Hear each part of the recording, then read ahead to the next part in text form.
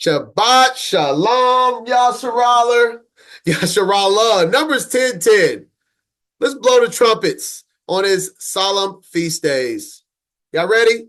Usually blow it before I press record, but we forgot, so we're going to blow it now, even though the sound doesn't really commute over the video. Let's do this.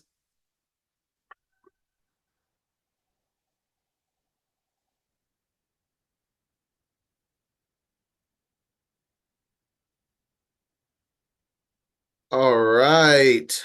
Before we begin, let's start with a prayer. We'll get this thing started. Y'all know what's up. We're on the last part, week 4 of 2 Samuel. We will be concluding the book of 2 Samuel after this reading.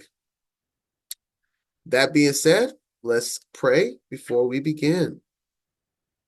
Heavenly Father, high in heaven, hallowed be thy name. Thy kingdom come, thy will be done on earth as it is in heaven. Give us this day our daily bread, and forgive us of our trespasses as we forgive those who trespass against us. Lead us not into temptation, but deliver us from evil. In all that we do, Heavenly Father, allow us to be in your light and receive your light, and so we can be a light. And don't allow us, please discipline us, chasten us, Heavenly Father, so we do not veer out to the left or to the right from your straight and narrow path, Heavenly Father. Please give us foresight and understanding to make corrections so we stay on your narrow path. And in all of our doing, please show mercy upon all your people. Bahashem Yasha. Amen.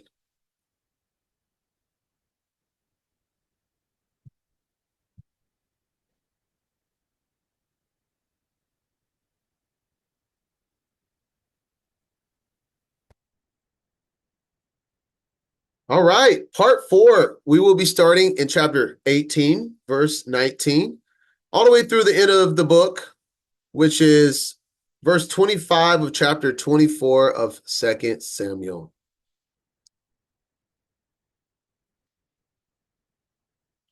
Without further ado,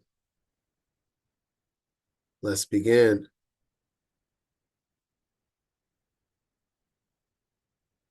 Oh, my goodness, I forgot to set this.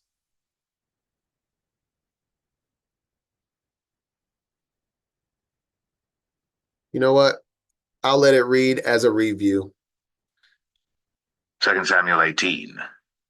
And David numbered the people that were with him, and set captains of thousands and captains of hundreds over them.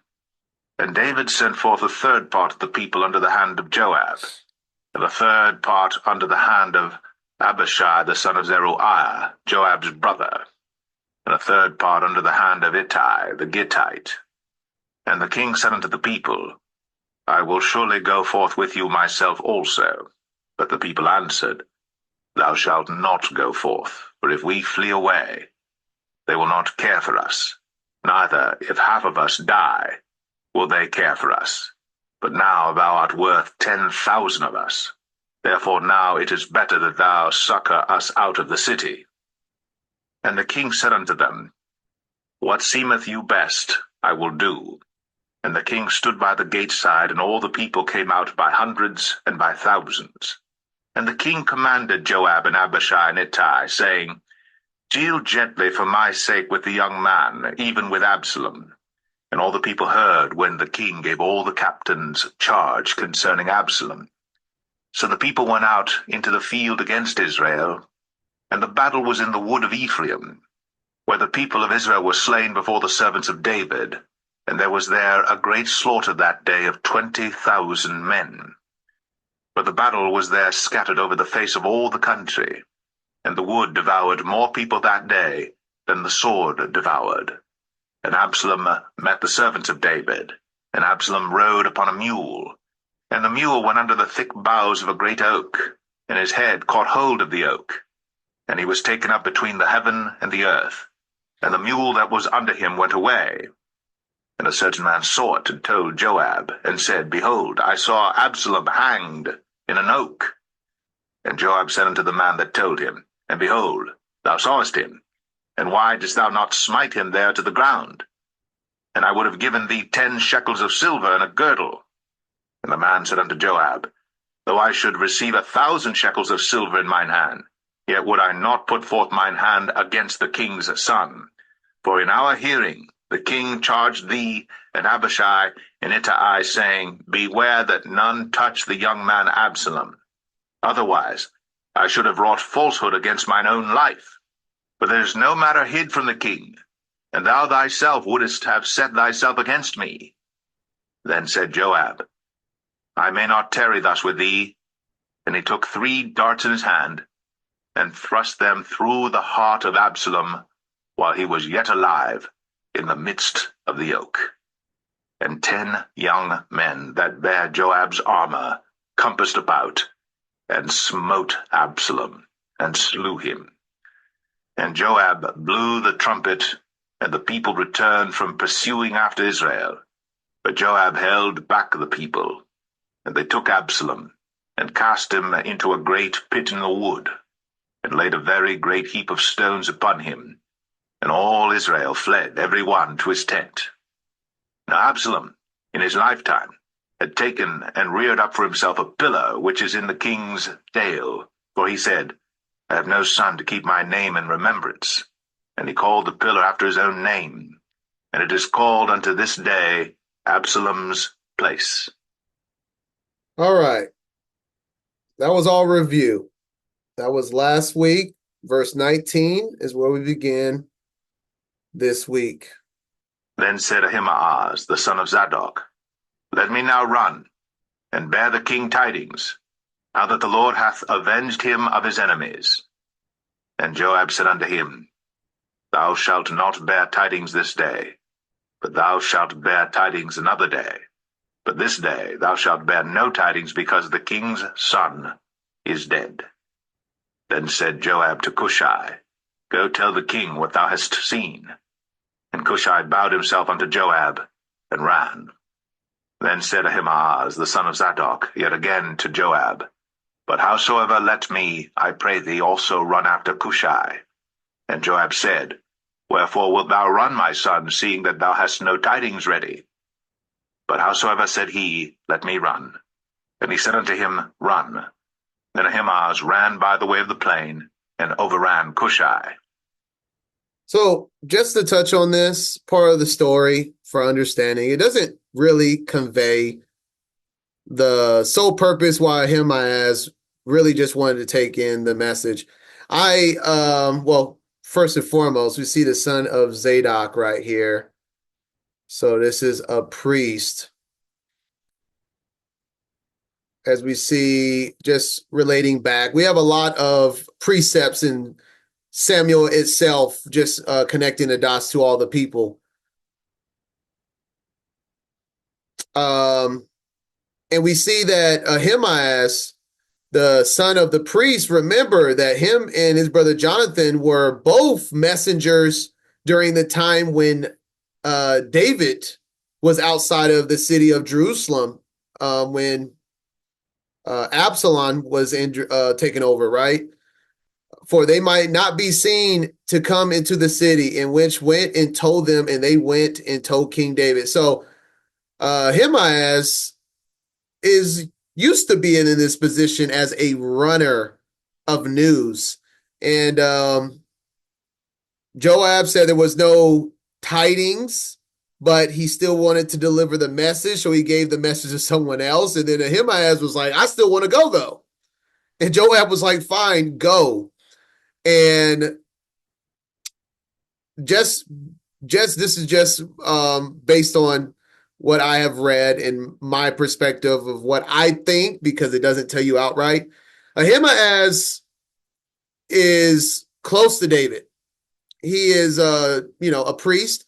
He worked with David, obviously, and throughout the entire time of the war with his son. And I think he just wanted to give the news to David. He just wanted to do that because he had a personal relationship with the king, and he wanted to deliver the good news that they won. But we'll see that David doesn't take the news as good at all because his son has passed. All right, that being said, let's continue. And David sat between the 2 gates, and the watchman went up to the roof over the gate unto the wall. and lifted up his eyes, and looked, and behold, a man running alone. And the watchman cried, and told the king. And the king said, If he be alone, there is tidings in his mouth. And he came apace, and drew near. And the watchman saw another man running. And the watchman called unto the porter, and said, Behold, another man running alone. And the king said, He also bringeth tidings. And the watchman said, Methinketh the running of the foremost is like the running of Ahimaaz the son of Zadok. And the king said, He is a good man, and cometh with good tidings. And Ahimaaz called, and said unto the king, All is well. And he fell down to the earth upon his face before the king, and said, Blessed be the Lord thy God, which hath delivered up the men that lifted up their hand against my lord the king. And the king said, Is the young man Absalom safe? And Ahimaaz answered, When Joab sent the king's servant, and me thy servant, I saw a great tumult, but I knew not what it was. And the king said unto him, Turn aside, and stand here. And he turned aside, and stood still. So we could go up in the same chapter and see that Ahimaaz didn't say the absolute full truth. He obviously wasn't in the battle. He's a priest. But he did know that the son was dead. Because Joab straight up told him, right? There shall not bear tidings this day, but thou shalt bear tidings another day. But this day thou shalt bear no tidings, because the king's son is dead. So he's like, I came to bring the good news to you, King David. I don't want to talk about the bad news, evidently. That's what Cushai was delivered to do in verse 31. And behold, Cushai came. And Cushai said, Tidings, my lord the king. For the Lord hath avenged thee this day of all them that rose up against thee. And the king said unto Cushai, Is the young man Absalom safe? And Cushai answered, The enemies of my lord the king, and all that rise against thee to do thee hurt, be as that young man is. And the king was much moved, and went up to the chamber over the gate, and wept. And as he went, thus he said, O my son Absalom, my son Absalom, would God I had died for thee, O Absalom, my son, my son. And we're going to see that this actually becomes a problem, because imagine fighting for your king. You win the battle, and the king doesn't care. That's what's going on right now. We'll see how this moves right into chapter 19, that everyone that just won the battle has got to act like they're sad about it, because the king is sad about it. It is bringing the morale of Israel down during this time. But we'll see what happens here. Chapter 19, verse 1. 2 Samuel 19. And it was told Joab, Behold, the king weepeth and mourneth for Absalom. And the victory that day was turned into mourning unto all the people, for the people heard say that day how the king was grieved for his son. And the people gat them by stealth that day into the city, as people being ashamed does steal away when they flee in battle. But the king covered his face. And the king cried with a loud voice, O my son Absalom! O Absalom, my son, my son!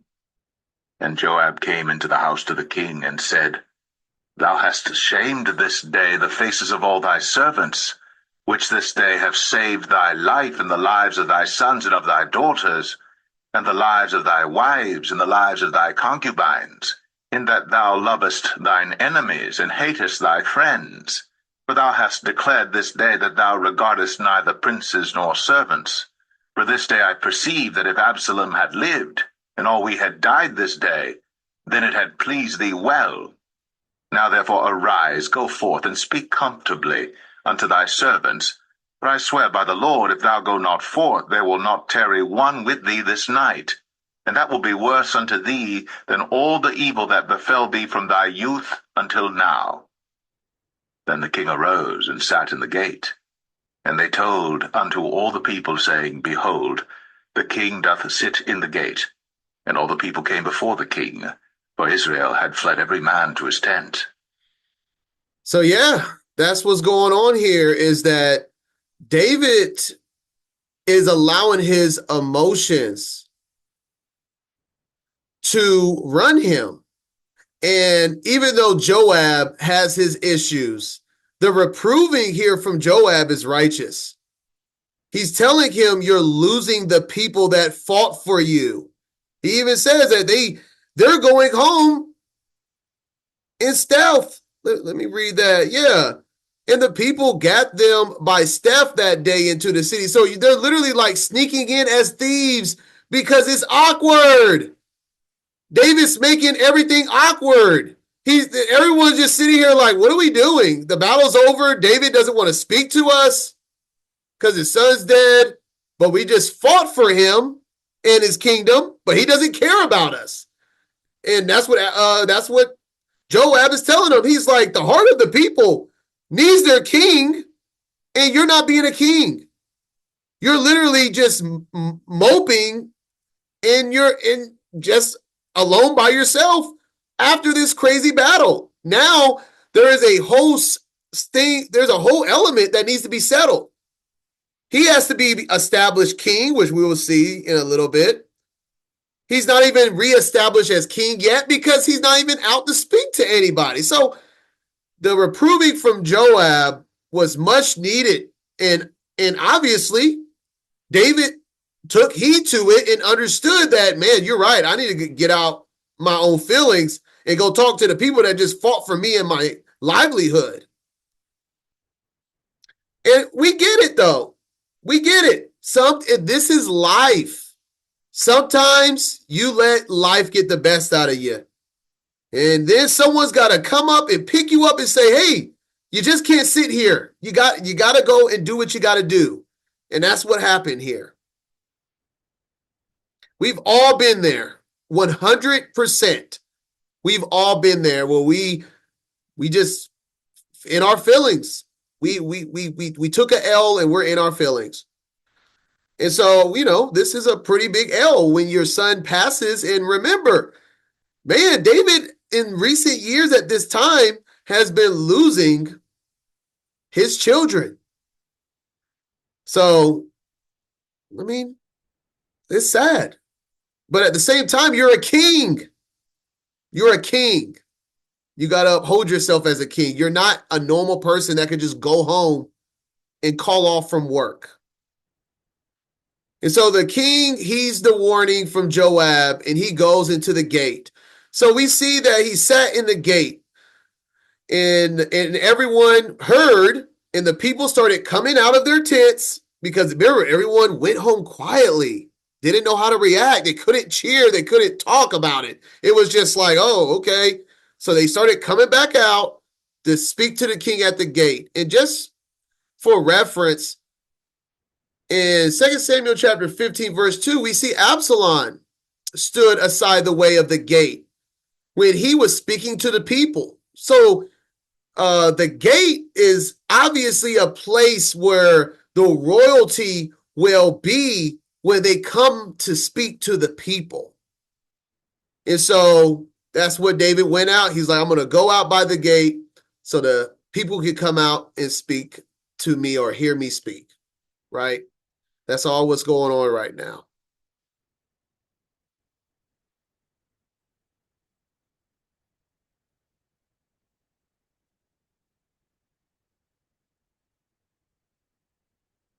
All right. We're on verse 9. And all the people were at strife throughout all the tribes of Israel, saying, The king saved us out of the hand of our enemies, and he delivered us out of the hand of the Philistines. And now he has fled out of the land for Absalom. And Absalom, whom we anointed over us, is dead in battle. Now therefore, why speak ye not a word of bringing the king back? So in a nutshell, that this is simply people of Israel talking back and forth about the great things David did, and then that they made Absalom king. And now they're like, well, we shouldn't hesitate to bring King David back now, should we? So it's just conversation going on back and forth of what has transpired and what needs to happen moving forward. Verse 11.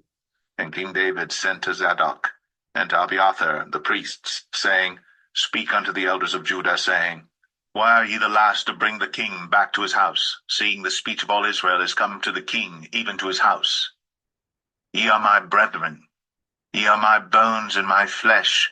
Wherefore then are ye the last to bring back the king? And say ye to Amasa, Art thou not of my bone and of my flesh? God do so to me, and more also, if thou be not captain of the host before me continually in the room of Joab. And he bowed the heart of all the men of Judah, even as the heart of one man, so that they sent this word unto the king, Return thou, and all thy servants. So the king returned, and came to Jordan, and Judah came to Gilgal, to go to meet the king, to conduct the king over Jordan. All right.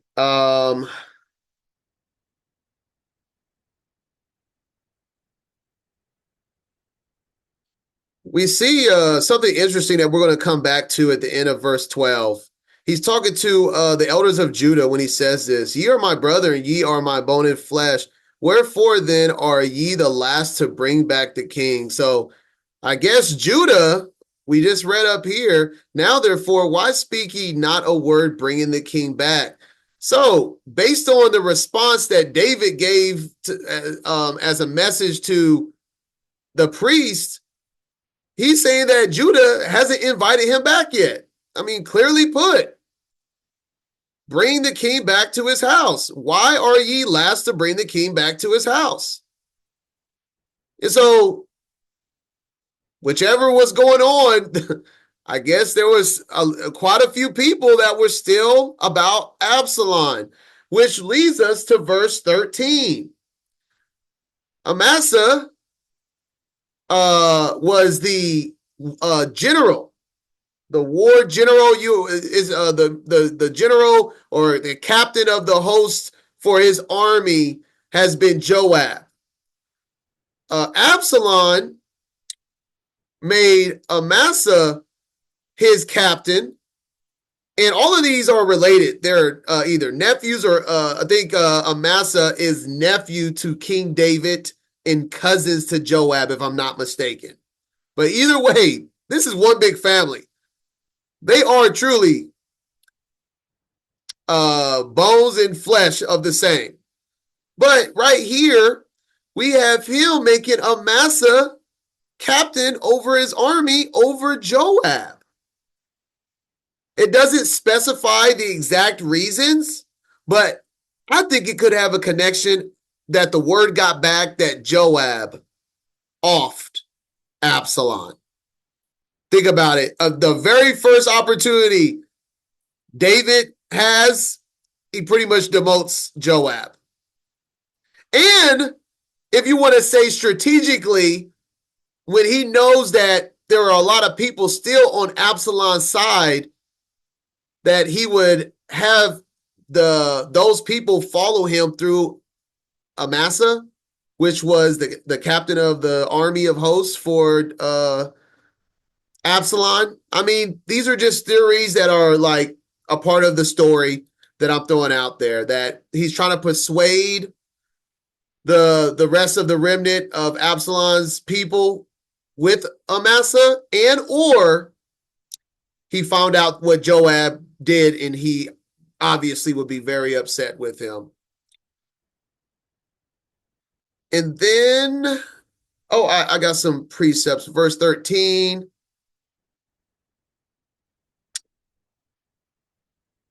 Oh, this is supposed to be 1725. Oops, what I do? Let me see. 1 second. This is a wrong verse here. Man, I totally messed that up. Let me go and add that. Oh, that's what happened. There. Did that fix it?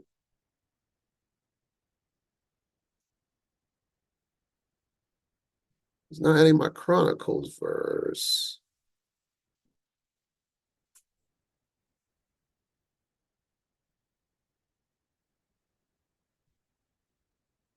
I forget the other two. There it is. Forgot that two.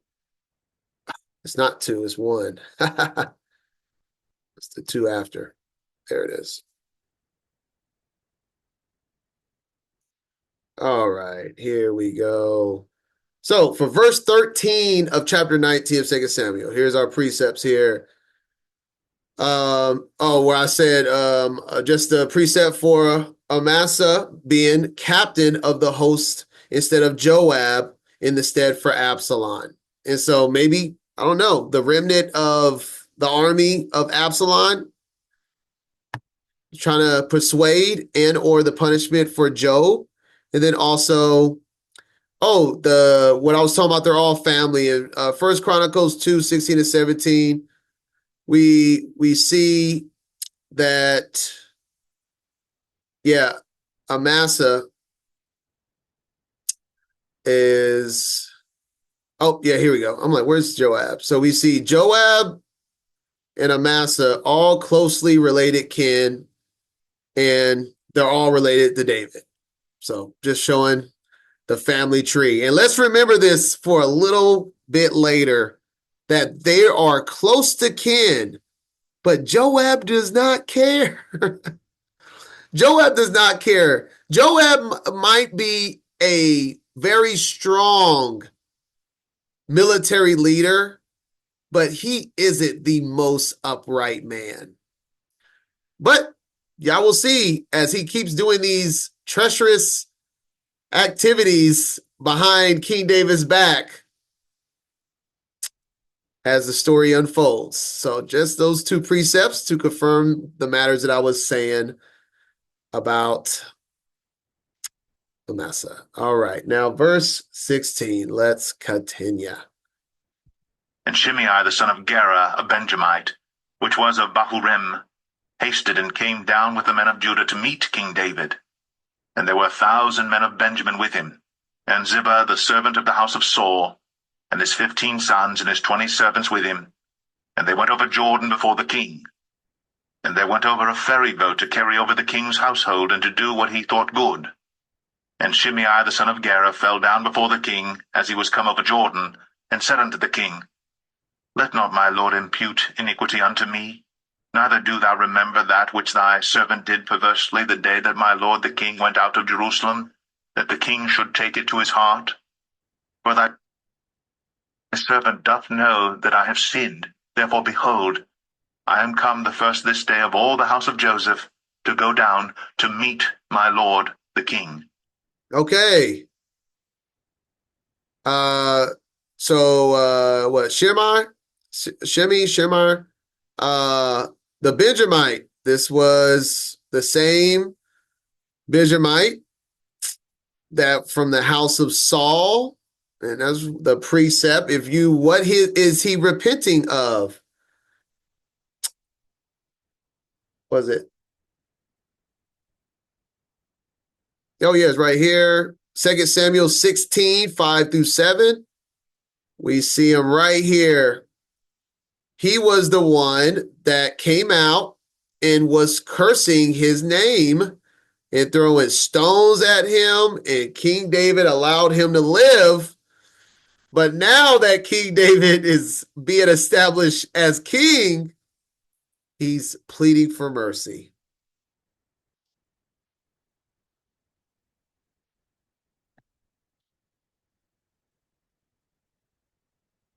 Verse 21. But Abishai the son of Zeruiah answered and said, Shall not Shimei be put to death for this, because he cursed the Lord's anointed? And David said, What have I to do with you, ye sons of Zeruiah, that ye should this day be adversaries unto me? Shall there any man be put to death this day in Israel?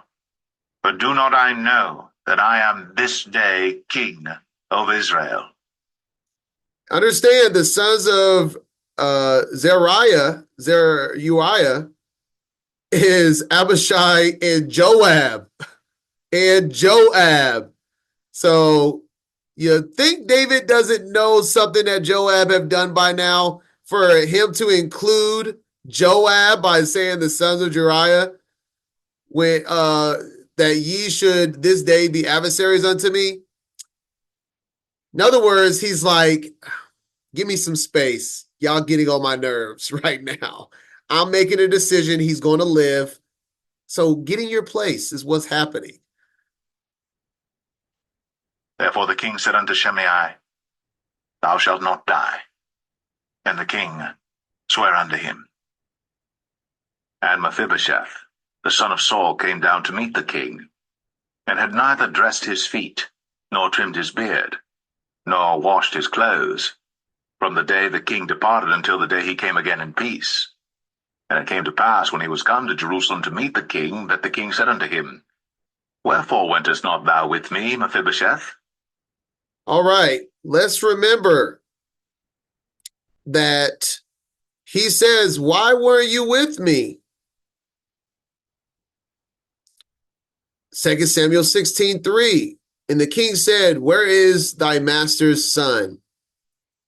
And Ziba, which is his servant, said unto the king, behold, he abideth at Jerusalem, for he said, today shall the house of Israel restore me to the kingdom of my father.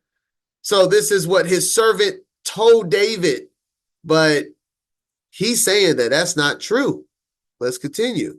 But this is why David is questioning him, because this is what he was told. So verse 26, he answers. And he answered, My lord, O king, my servant deceived me. For thy servant said, I will saddle me an ass, that I may ride thereon, and go to the king, because thy servant is lame. And he hath slandered thy servant unto my lord the king. But my lord the king is as an angel of God. Do therefore what is good in thine eyes. For all of my father's house were but dead men before my lord the king. Yet didst thou set thy servant among them that did eat at thine own table? What right therefore have I yet to cry any more unto the king? And the king said unto him, Why speakest thou any more of thy matters? I have said, Thou and Ziba divide the land. And Mephibosheth said unto the king, Yea, let him take all, for as much as my lord the king is come again in peace unto his own house. I don't know. The way King David's responding to people right now, he seems like he doesn't want to deal with it. I mean, he spoke to Joab, and we just got done reading it. Yes, Abishai. Where is it at? That this day should be adversaries to me. He's like, stop talking to me. He was, just going up before in the last chapter. He's questioning Judah, like, why y'all not bringing me in? He talks to, after all of that, the guy is pretty much saying, like, David, I never crossed you. I had your back. My servant lied to me. And then he just goes pretty much like, why are you bringing it up? I'm already going to give you, this is what you're getting. Like, just the way, we all know it's not what you say sometimes, it's how you say it. And the king saying, why speaketh thou any more of thy matters? As if what he's saying doesn't matter. And he's like, I'm telling you, I didn't cross you. And you're telling me, replying back, why are you speaking? Continue talking about it. It's just very odd to me. And then he says that he pretty much made it right. And he said, I have said, thou and Ziba divide the land. And why was that important? Why is he saying, hey, he's pretty much saying, why are you speaking on it? It's not that big of a deal. It's all as well. Just divide the land with the servant. Because originally, if we go back after Ziba said what he said in verse 3 of chapter 16, he told Ziba, the servant, this in verse 4. Then said the king to Ziba, behold, thine are all that pertains unto Mephibosheth. And Ziba said, I humbly beseech thee that I may find grace in thy sight. So he says, because he thought he was betrayed, David said, everything that belongs to him, they all are yours. And so that's why David said, it's okay, calm down. You can keep half. Y'all just split it. Ziba doesn't get all of it. Y'all can split it. And then he goes, well, he can have all of it because I'm not tripping. And rightfully so, if that's what he decided to do at the end of the day. So that's all what that it was about. And now moving on to verse 31.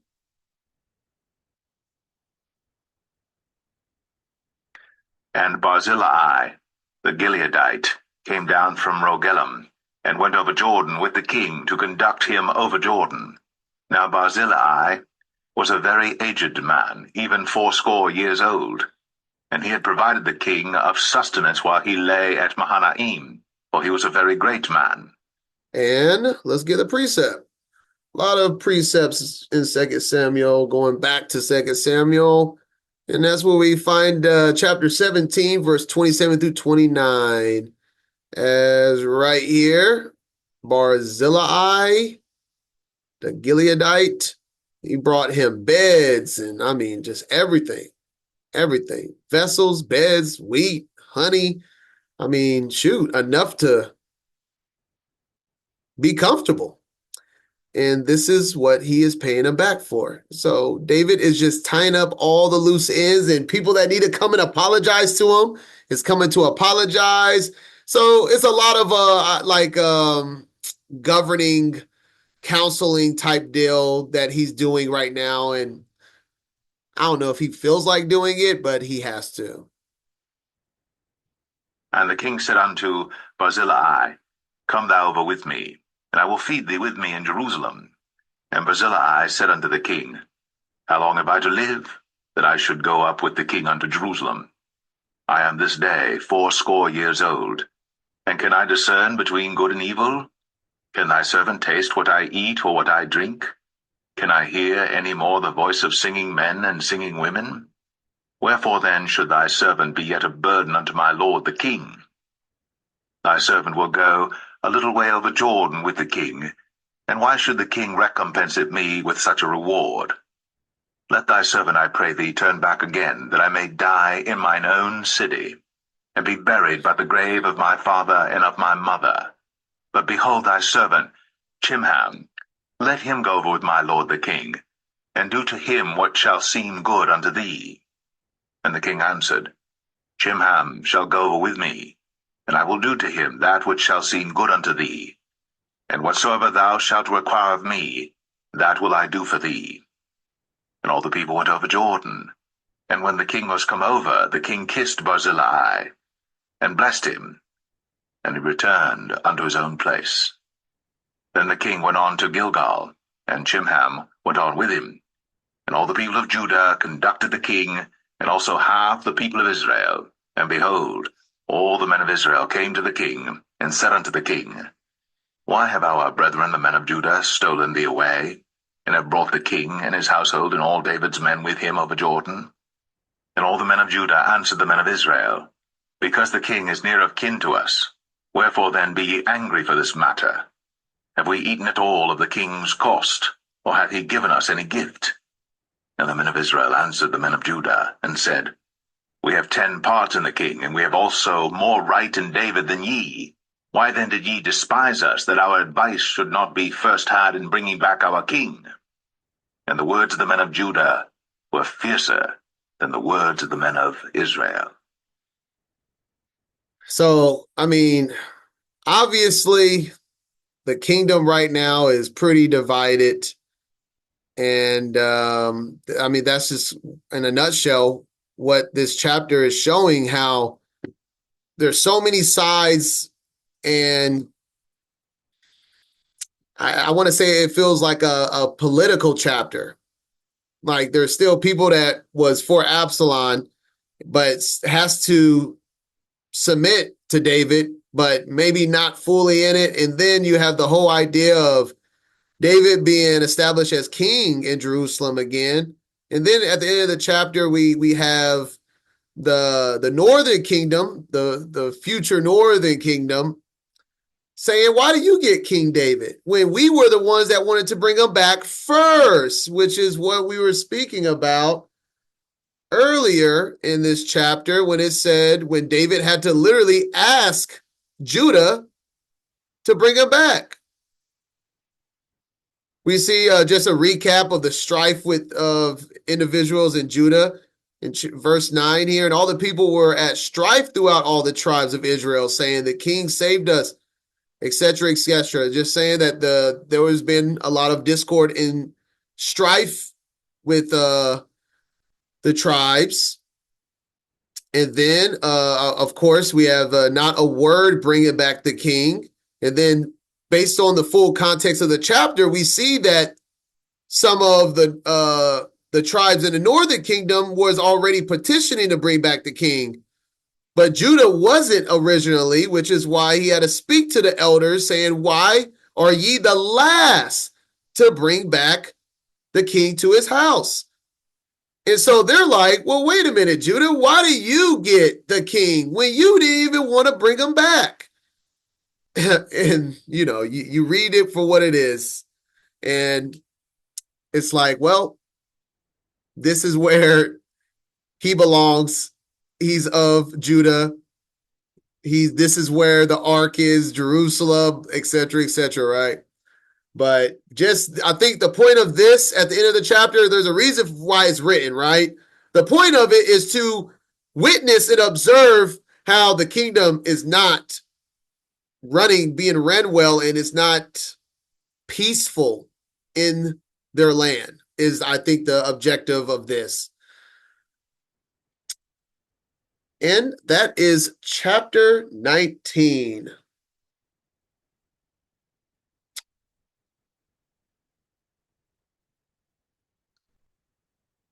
So yeah, we don't need that.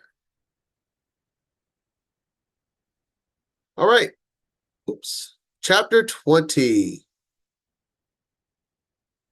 2 Samuel 20. And there happened to be there a man of Belial, whose name was Sheba, the son of Bichri, a Benjamite. And he blew a trumpet and said, We have no part in David, neither have we inheritance in the son of Jesse. Every man to his tents, O Israel. So every man of Israel went up from after David, and followed Sheba the son of Bichri. But the men of Judah clave unto their king, from Jordan even to Jerusalem. And David came to his house at Jerusalem. And the king took the 10 women, his concubines, whom he had left to keep the house, and put them in ward and fed them, but went not in unto them. So they were shut up unto the day of their death, living in widowhood.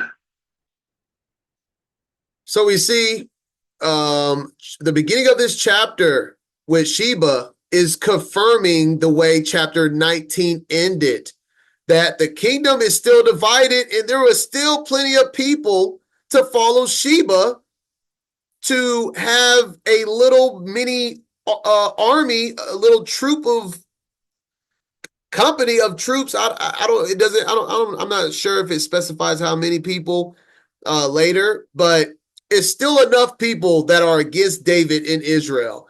And that's just the signs of the times that this is in right now, is that it's just discord. And this was a part of the curse that started with the sin of Bathsheba, that he will not have peace in his kingdom.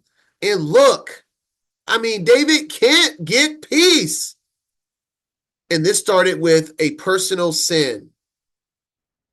And then we see the other part of the curse, when his women were gone in by his own son in the sight of Israel. It's just a disaster, honestly. I mean, who would look at this situation and not say it's a disaster? For years, David, it's been building up to this as we've been reading, and things just could be done better. And hold on, I'm looking for one verse right here.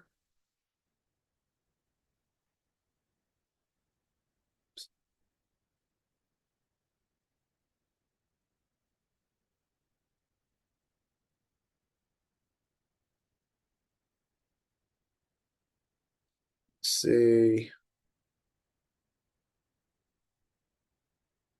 Nah, it's extra. I was seeing if I could find something real quick. Let me see.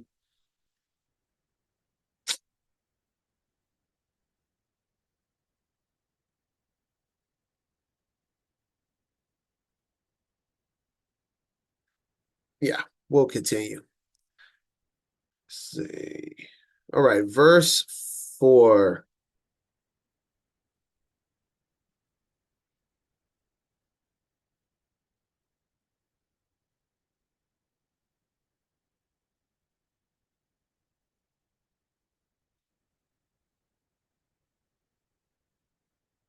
Then said the king to Amasa, Assemble me the men of Judah within 3 days, and be thou here present. So Amasa went to assemble the men of Judah, but he tarried longer than the set time which he had appointed him. I was saying Amasa. They're pronouncing it Amasa. Amasa, remember, the king told Amasa this because he is the new captain of the armies. So let's remember that. Verse 6. And David said to Abishai, Now shall Sheba the son of Bichri do us more harm than did Absalom. Take thou thy lord's servants, and pursue after him, lest he get him fenced cities and escape us. And there went out after him Joab's men, and the Cherethites and the Pelethites, and all the mighty men, and they went out of Jerusalem, to pursue after Sheba the son of Bichri. When they were at the great stone which is in Gibeon, Amasa went before them, and Joab's garment that he had put on was girded unto him, and upon it a girdle with a sword fastened upon his loins in the sheath thereof.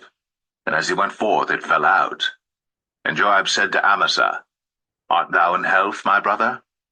And Joab took Amasa by the beard with the right hand to kiss him.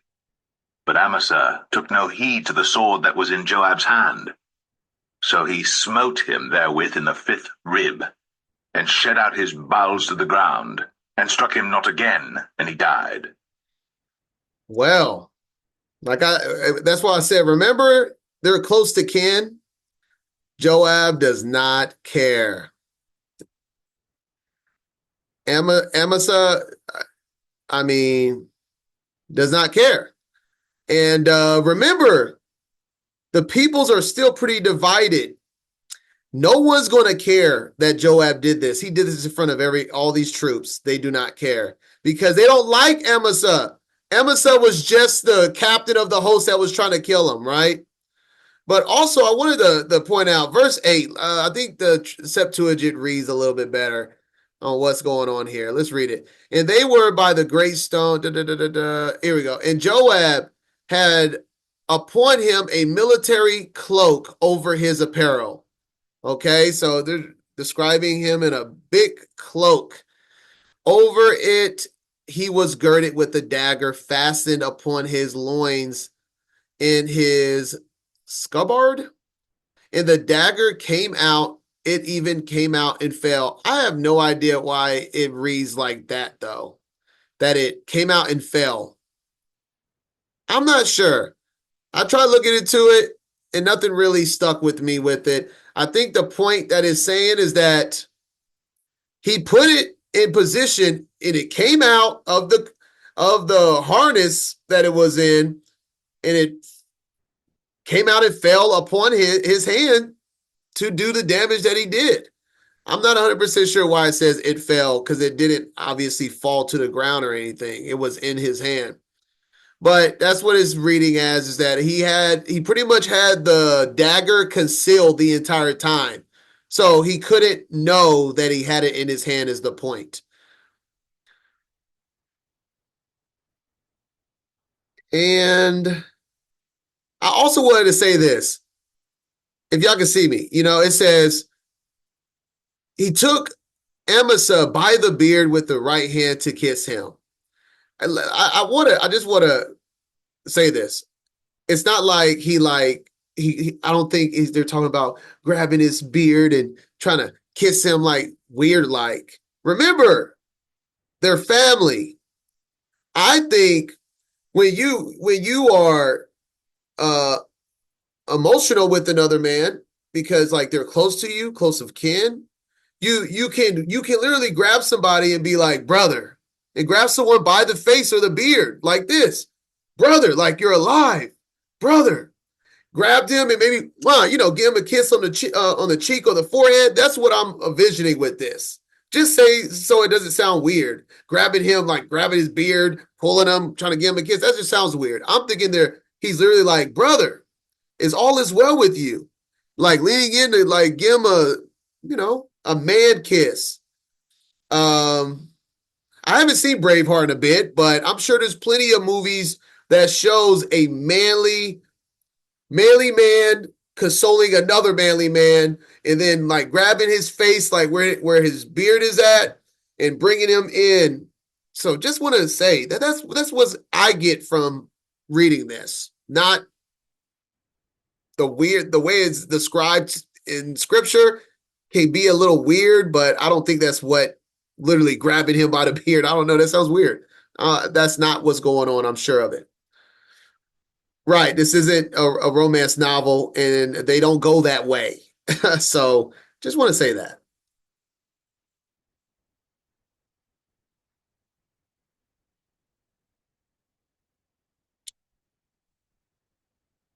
Sometimes I feel like I got to do that sometimes, clear some things up, because people be trying to make the Bible way weirder than what it is just based on how it's translated. And that's just simply what it is. That's just how it's translated. All right, let's continue. So his bowels fell to the ground and he's dead. So Joab and Abishai his brother pursued after Sheba, the son of Bichri. And one of Joab's men stood by him and said, He that favoreth Joab, and he that is for David, let him go after Joab. And Amasa wallowed in blood in the midst of the highway. And when the man saw that all the people stood still, he removed Amasa out of the highway into the field, and cast a cloth upon him when he saw that every one that came by him stood still. When he was removed out of the highway, all the people went on after Joab, to pursue after Sheba the son of Bichri. So we see that the entire army that was with them was on the same page. No one budged. Everyone was like, we're following Joab. Throw Amasa away. He's dead. And nobody hesitated. And so this just shows you that, boy, there is still a low-key, like, under-the-radar battle going on amongst brethren. They're literally chasing Sheba, and killing one of the other people that was a part of their troop. And so, man, it's very clear, is what I'm getting at, that there's still an unsettling feeling amongst brethren at this time. And he went through all the tribes of Israel unto Abel, and to Beth-Marchah, and all the Berites, and they were gathered together, and went also after him. And they came and besieged him in Abel of Beth-Marchah, and they cast up a bank against the city, and it stood in the trench, and all the people that were with Joab battered the wall to throw it down. Then cried a wise woman out of the city, Hear, hear, say, I pray you, unto Joab, Come near hither, that I may speak with thee. And when he was come near unto her, the woman said, Art thou Joab? And he answered, I am he. Then she said unto him, Hear the words of thine handmaid. And he answered, I do hear. Then she spake, saying, They were wont to speak in old time, saying, They shall surely ask counsel at Abel. And so they ended the matter. I am one of them that are peaceable and faithful in Israel. Thou seekest to destroy a city and a mother in Israel. Why wilt thou swallow up the inheritance of the Lord? In a nutshell, she says, it says that she's a wise woman, right?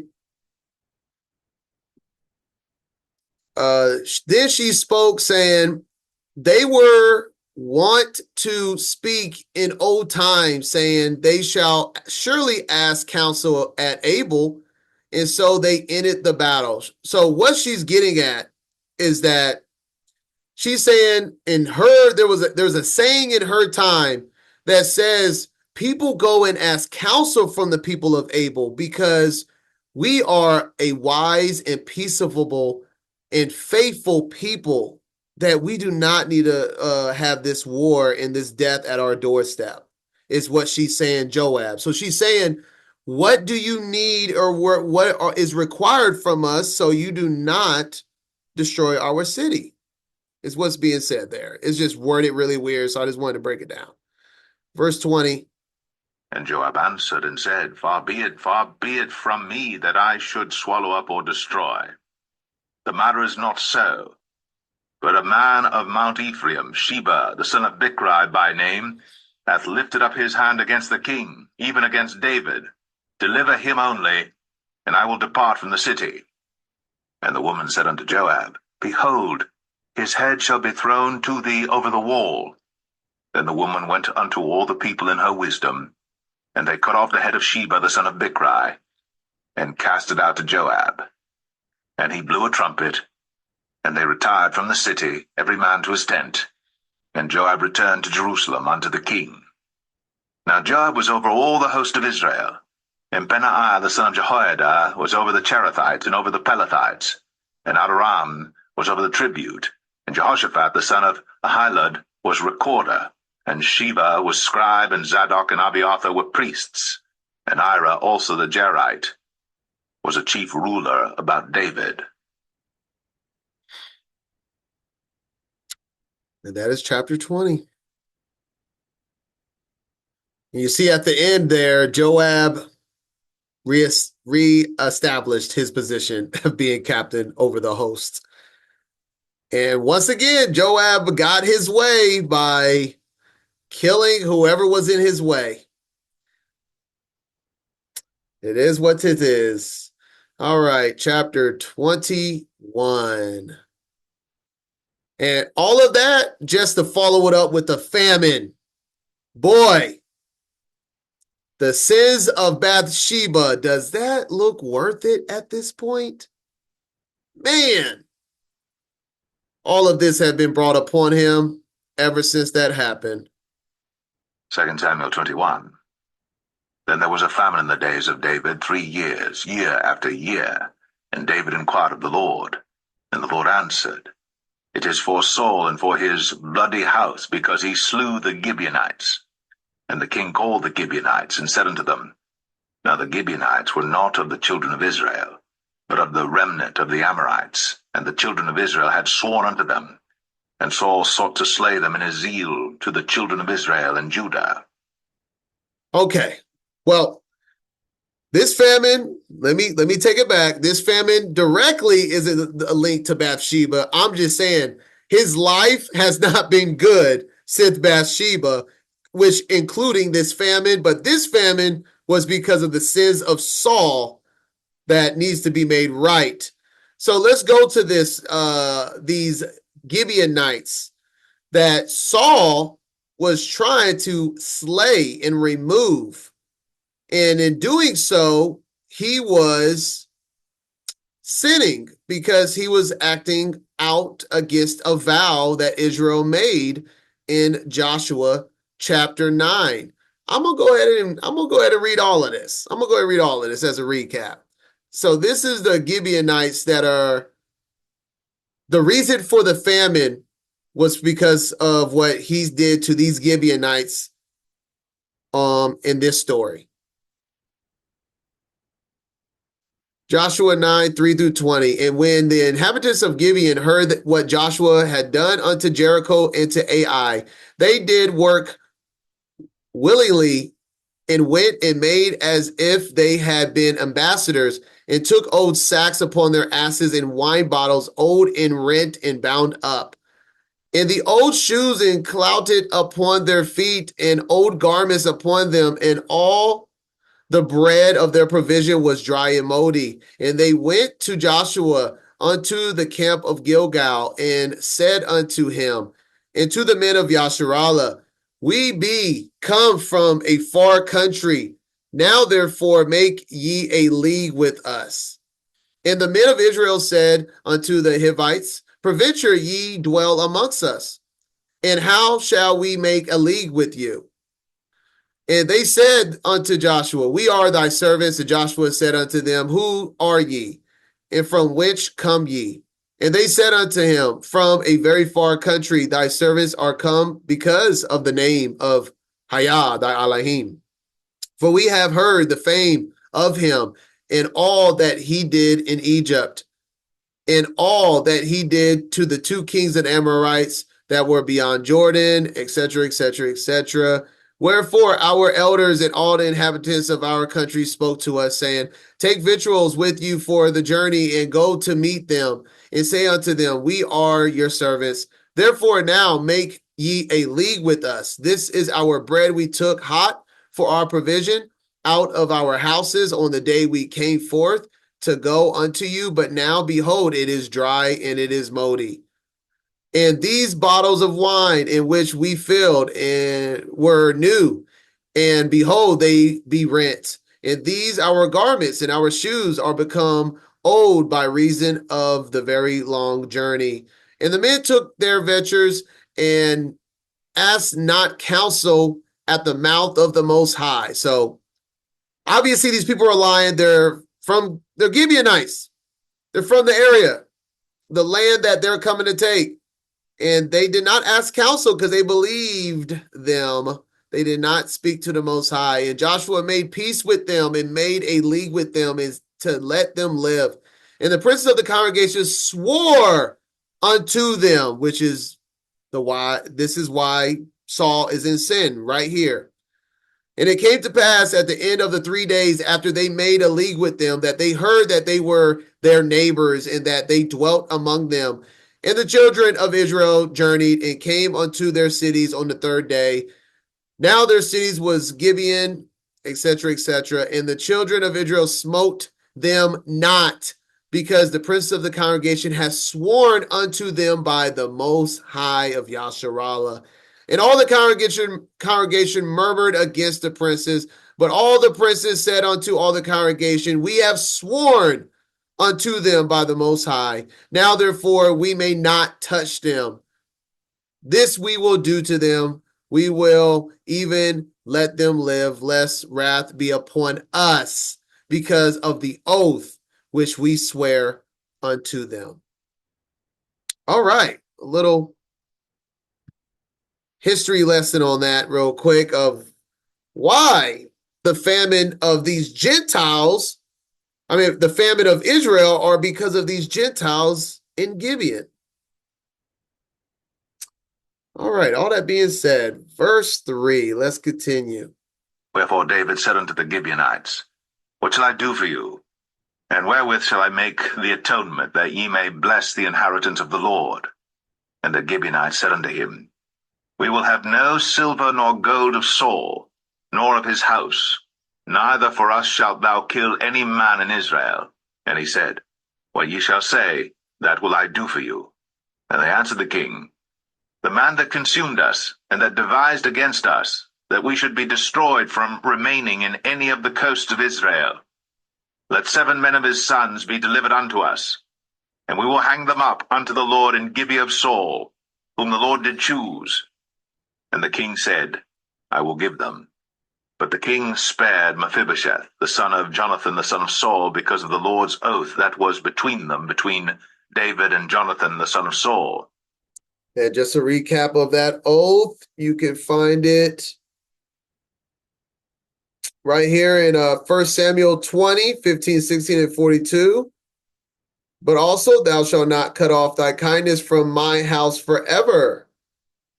No, not when the Most High has cut off the enemies of David, everyone from the face of the earth. So Jonathan made a covenant with the house of David. Let the Most High even require it at the hand of David's enemies. And then later on that chapter as well, and Jonathan said to David, go in peace, for as much as we have sworn, both of us, in the name of Hayah, between me and thee, between my seed and thy seed forever. And so this is the oath that David is keeping.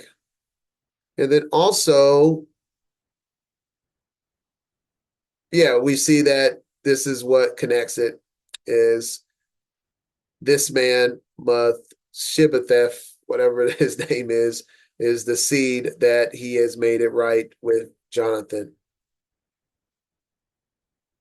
Is it Mephibosheth? Verse 8. So outside of him, found 7 more of the seed of Saul that was not of the seed of Jonathan. But the king took the 2 sons of Rizpah, the daughter of Aiah, whom she bare unto Saul, Armoni and Mephibosheth, and the 5 sons of Michal, the daughter of Saul, whom she brought up for Adriel, the son of Barzillai, the Maholathite. And he delivered them into the hands of the Gibeonites, and they hanged them in the hill before the Lord. And they fell all 7 together, and were put to death in the days of harvest, in the first days, in the beginning of barley harvest. And Rizpah, the daughter of Aiah, took sackcloth, and spread it for her upon the rock, from the beginning of harvest until water dropped upon them out of heaven, and suffered neither the birds of the air to rest on them by day, nor the beast of the field by night. And it was told David what Rizpah, the daughter of Aiah, the concubine of Saul, had done. And David went and took the bones of Saul, and the bones of Jonathan his son, from the men of Jabesh Gilead, which had stolen them from the street of Bethshan, where the Philistines had hanged them, when the Philistines had slain Saul in Gilboa. And just as a precept to this witness, right here, 1 Samuel 31, when Saul died and his 3 sons, all together, we see that, yes, Bethshan,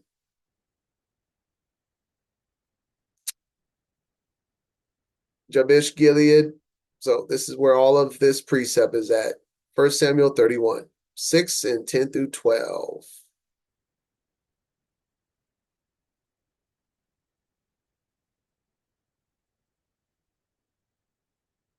All right, verse 13. And he brought up from thence the bones of Saul, and the bones of Jonathan his son, and they gathered the bones of them that were hanged. And the bones of Saul and Jonathan his son buried they in the country of Benjamin and Zelah, in the sepulchre of Kish his father.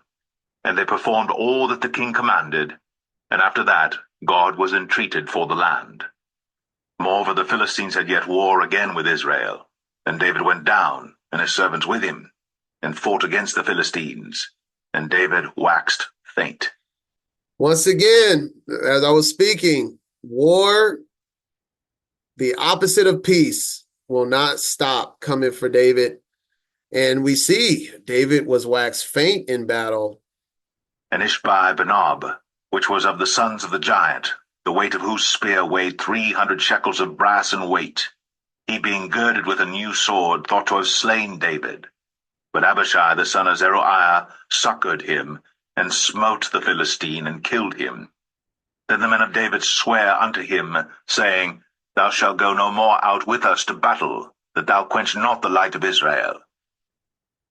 So we see that David is getting older. He's losing a step. He's getting faint, tired, and now they're telling him he's not fit for battle, which, I mean, this comes at every man has their timing. And this is the time frame where David is not fit for battle. It's probably just the age. He's getting older to the point that they make it sound like that the giant almost killed David. That to the point that he thought David was dead, thought to have slain David. So, man, had to been a pretty scary moment. And we see that the weighed 300 shekels of brass, this spear. So I found this converter and typed it in. It said 300. That has it at 7.5 pounds. For a spear, I don't know if that's supposed to be heavy for a spear. Probably is heavy for a spear. I'm thinking spears shouldn't weigh that much, right? But That's at least what this converter gives us. The weight is 7.5 pounds was the weight of the spear that was supposedly thought to have slain David from this giant. All right, verse 18. And it came to pass after this, that there was again a battle with the Philistines at Gob. Then Sibbecai the Hushathite slew Saph, which was of the sons of the giant. And there was again a battle in Gob with the Philistines, where Elhanan the son of Jaare-Oregim, a Bethlehemite, slew the brother of Goliath the Gittite, the staff of whose spear was like a weaver's beam. And there was yet a battle in Gath, where was a man of great stature that had on every hand 6 fingers, and on every foot 6 toes, 24 in number. And he also was born to the giant. And when he defied Israel, Jonathan the son of Shemaiah, the brother of David, slew him. These 4 were born to the giant in Gath, and fell by the hand of David, and by the hand of his servants.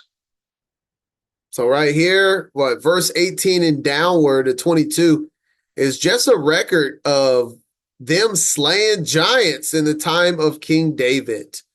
So David for sure wasn't the only one to slay a giant. A lot of heroic and mighty warriors in the time of David. And a very interesting verse here in verse 20 that records that the giants can have an extra finger on each hand and an extra toe. From this is just based on what I've heard. That was supposedly the idea of the native Indians of the Americas when they went howl is what the whole idea was. They said howl and their hand was up. Like I think anyone could have probably watched the TV show or a movie by now and heard this but the idea of it was the fact that it was a greeting that confirmed that you only had 5 fingers on your hand.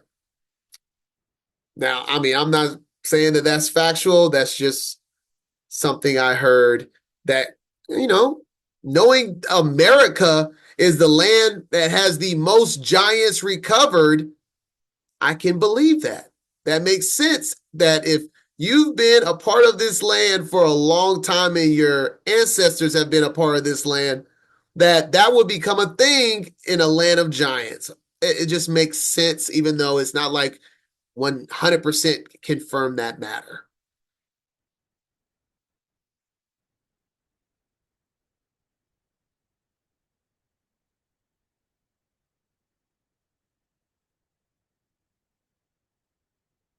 And, yes, it's funny. My wife brought this up too, saying that there are people still being born with like an extra finger, toe, whichever. And, is it possible that you could have 5% of a Nephilim DNA? Are we not reading that the Philistines were people that were regular men and women? But we also read that they had just as many giants, it sounds like. There was plenty of giants there spoken about just in battle. Imagine what wasn't written. All I'm saying is that if the land of the worlds are all mixed up at this point, and even at the time of King David, there was Gentile nations that were integrated with giants. When did the mixing of the giant seed ever stop if it was already still being mixed with regular people at this time? So I don't know. Just throwing it out there that even in the time frame we're reading about right now, the Philistines obviously were a mixture of giants and man. There's way too many giants for them not to have that going on.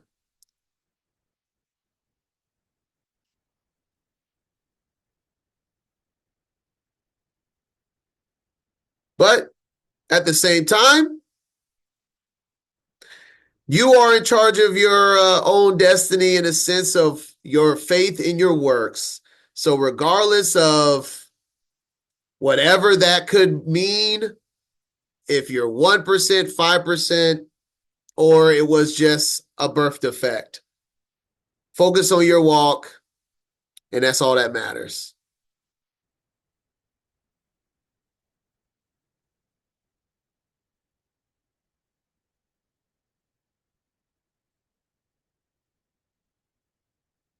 There's a lot of things that we do not have answers to, and that's one of them. And that's why I said, at the end of the day, we keep things simple. Focus on what's in front of you. Faith and works will set you free. All right, so now we have the hymn is of praise or song of deliverance. This is pretty closely identical to Psalms 18. This is Psalms 18 written in the book of 2 Samuel. So just note that this is Psalms 18. I will not go back and forth with Psalms 18 because, like I said, they're pretty much identical. I'm going to let this read for the most part. I'll point out a couple of things, but I'm going to let it read. 2 Samuel 22. And David spake unto the Lord the words of this song in the day that the Lord had delivered him out of the hand of all his enemies, and out of the hand of Saul. And he said, The Lord is my rock, and my fortress, and my deliverer. The God of my rock, in him will I trust. He is my shield, and the horn of my salvation, my high tower, and my refuge, my Saviour. Thou savest me from violence. I will call on the Lord, who is worthy to be praised. So shall I be saved from mine enemies. When the waves of death compassed me, the floods of ungodly men made me afraid. The sorrows of hell compassed me about. The snares of death prevented me. In my distress I called upon the Lord, and cried to my God, and he did hear my voice out of his temple, and my cry did enter into his ears. Then the earth shook and trembled, the foundations of heaven moved and shook, because he was wroth. There went up a smoke out of his nostrils, and fire out of his mouth devoured. Coals were kindled by it. He bowed the heavens also, and came down, and darkness was under his feet.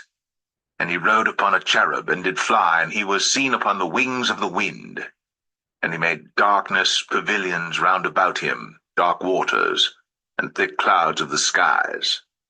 Through the brightness before him were coals of fire kindled. The Lord thundered from heaven, and the Most High uttered his voice.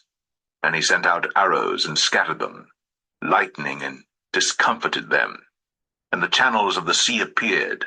The foundations of the world were discovered, at the rebuking of the Lord, at the blast of the breath of his nostrils. He sent from above, he took me. He drew me out of many waters. He delivered me from my strong enemy, and from them that hated me. For they were too strong for me. They prevented me in the day of my calamity. But the Lord was my stay. He brought me forth also into a large place. He delivered me because he delighted in me. The Lord rewarded me according to my righteousness, according to the cleanness of my hands hath he recompensed me. For I have kept the ways of the Lord, and have not wickedly departed from my God.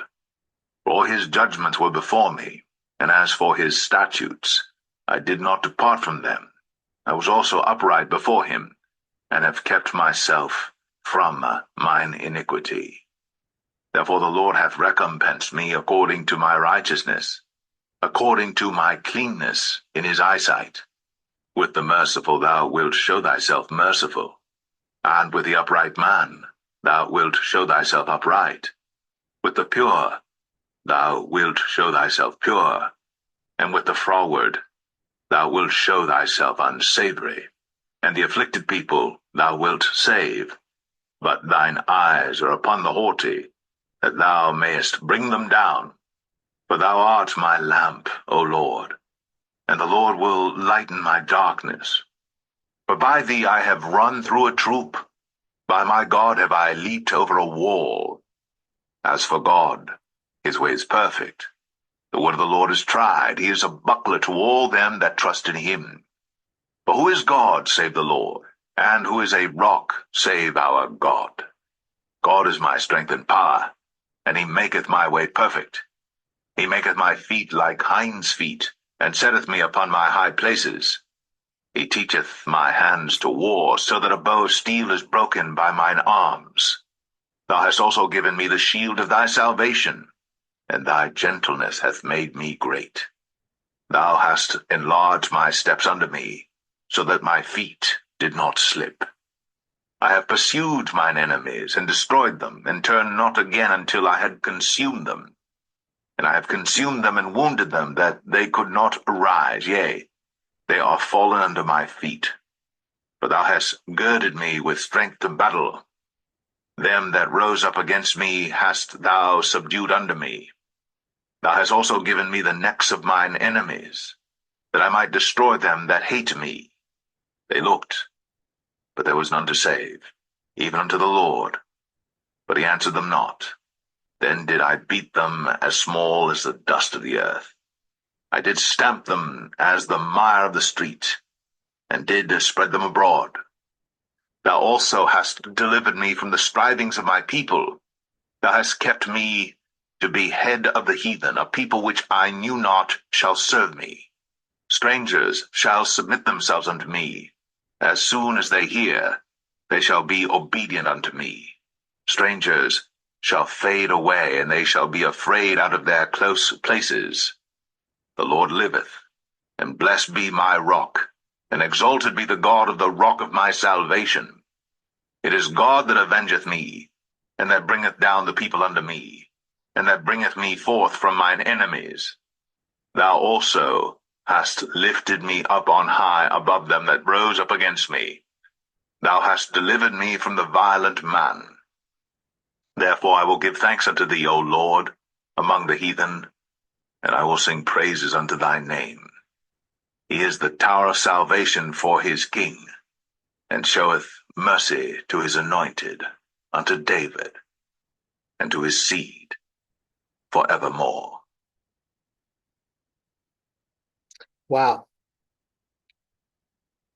David's such a beautiful writer of music. So that once again was Psalms 18. And we see he the rock, blessed be my rock, the rock of my salvation. 32, we see who is Elohim? Save Hayah, and who is a rock? Save our Elohim. And then also at the beginning, Elohim of my rock, in him will I trust. Well, we know that it's directly connected throughout scripture, right? We have Exodus 17:6. Behold, I will stand before thee there upon the rock in Horeb, and thou shalt smite the rock, and there shall come water out of it, that people may drink. And I actually forgot. If y'all give me that verse real quick, where it says the water will pour out.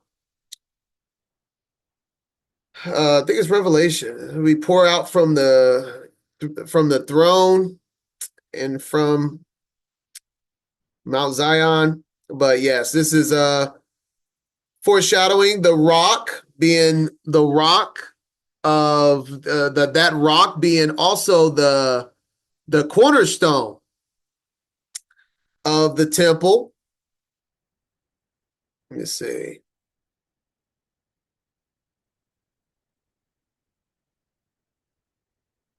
Revelation 22:1. Let's see if Stephanie is correct. No pressure.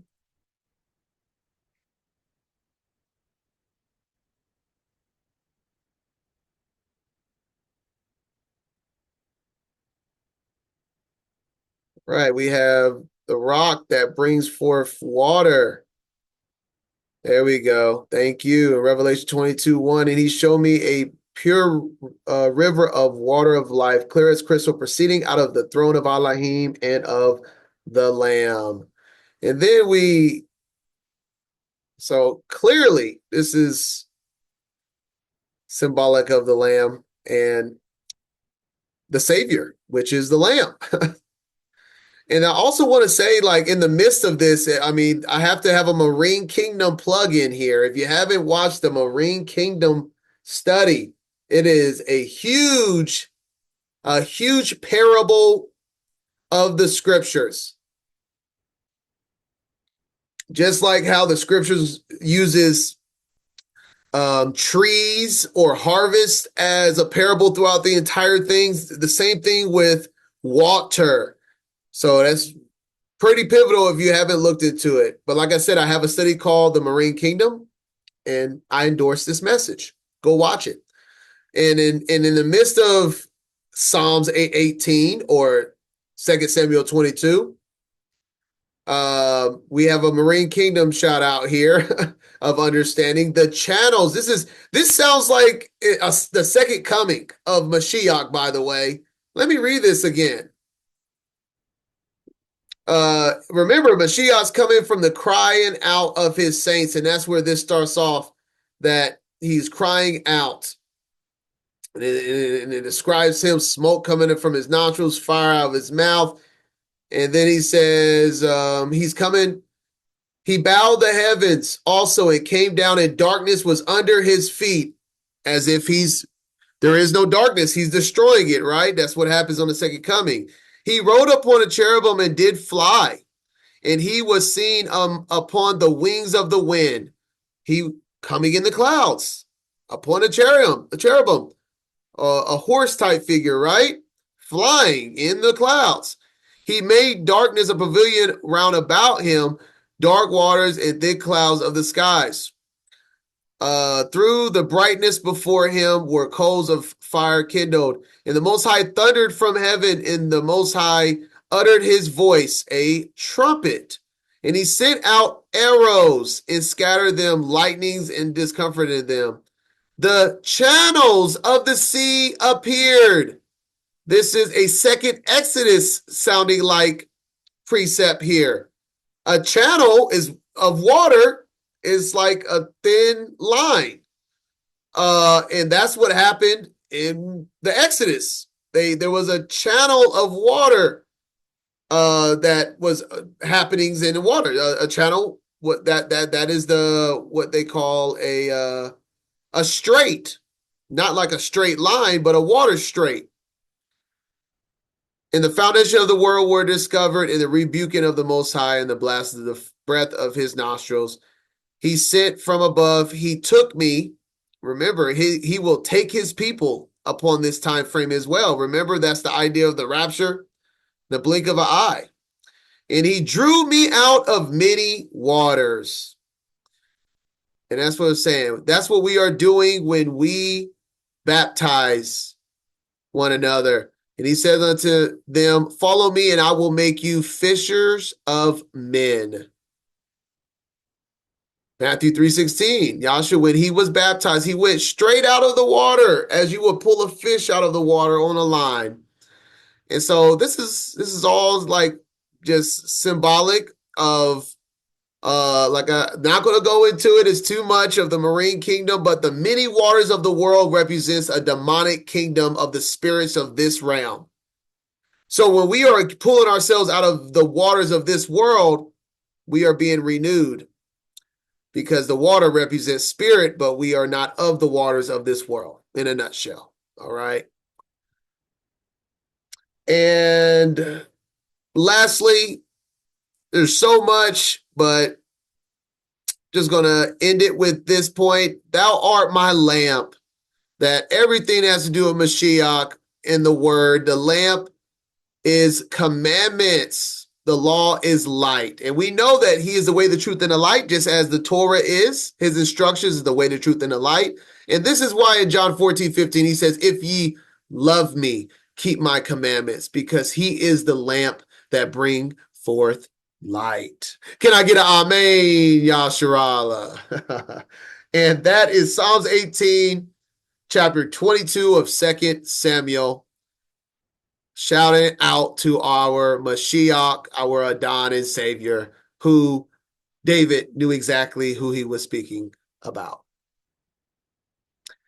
All right, David's last words, chapter 23.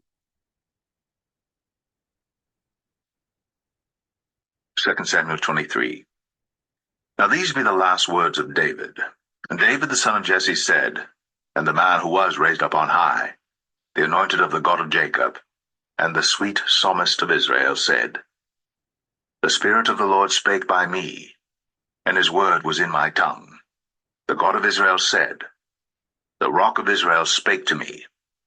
He that ruleth over men must be just, ruling in the fear of God. And he shall be as the light of the morning, when the sun riseth, even a morning without clouds, as the tender grass springing out of the earth by clear shining after rain. Although my house be not so with God, yet he hath made with me an everlasting covenant, ordered in all things and sure. For this is all my salvation and all my desire, although he make it not to grow. But the sons of Belial shall be all of them as thorns thrust away, because they cannot be taken with hands.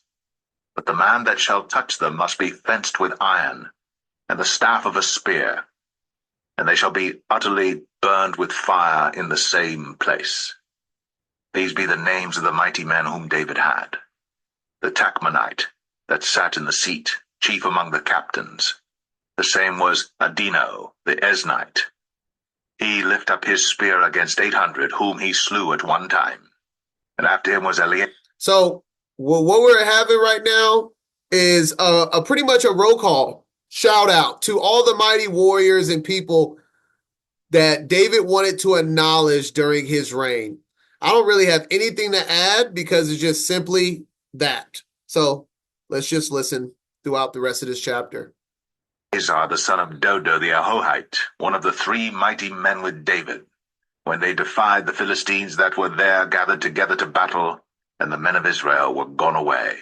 He arose and smote the Philistines until his hand was weary, and his hand clave unto the sword.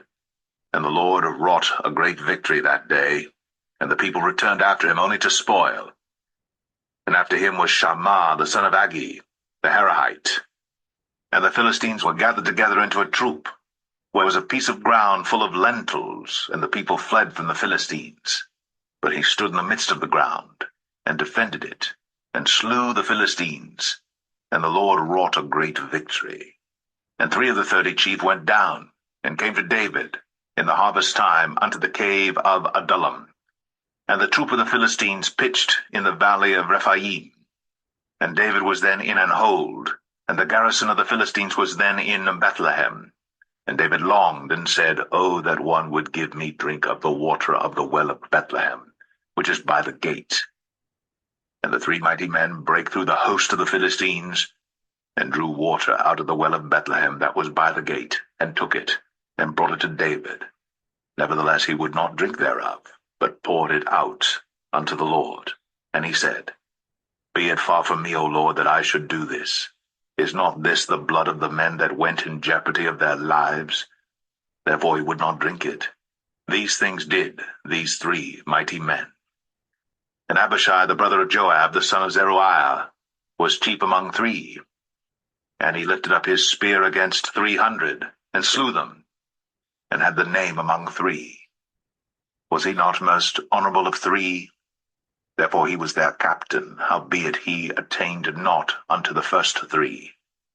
And Benaiah the son of Jehoiada, the son of a valiant man of Kabzeel, who had done many acts, he slew 2 lion-like men of Moab.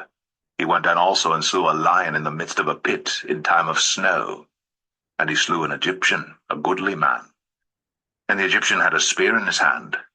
But he went down to him with a staff, and plucked the spear out of the Egyptian's hand, and slew him with his own spear. These things did Benaiah the son of Jehoiada, and had the name among 3 mighty men. He was more honorable than the 30, but he attained not to the first 3. And David set him over his guard. Asahel the brother of Joab was one of the 30, Elhanan the son of Dodo of Bethlehem, Shammah the Harodite, Elika the Harodite, Helez the Paltite, Ira the son of Ikesh the Tekoite, Abiezer the Anethathite, Mebunai the Hushathite, Zalman the Ahohite, Maharai the Netophathite, Heleb the son of Banah, a Netophathite, Ittai the son of Ribai, out of Gibeah of the children of Benjamin, Benaiah the Parathonite, Hiddai of the brooks of Gaash, Abialbon the Arbathite, Asmaveth the Bahamite, Eliabah the Shaalbanite, of the sons of Jashan, Jonathan, Shammah the Hararite, Ahiam the son of Sharar, the Hararite, Eliphalet the son of Ahasbai, the son of the Maacathite, Eliam the son of Ahithophel the Gelonite, Ezrai the Carmelite, Parai the Arbite, Igal the son of Nathan of Zobah, Bani the Gadite, Zelek the Ammonite, Naharai the Barathite, Armabera to Joab the son of Zeruiah, Ira and Ithrite, Gareb and Ithrite, Uriah the Hittite, 37 in all. All right. Well, that was David's righteous mighty man roll call.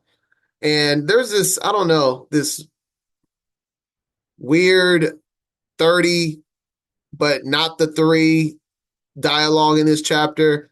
I looked into it, and honestly, it's not really anywhere else. And it's kind of the wordplay with it is confusing. So just take it whatever how you want. That there's 30, he called them 30, but I guess 37 was the number of all the mighty men that he had close to him. But it says not of the 3. I'm not sure who's of the 3 because it doesn't really state it here. So take that how you will.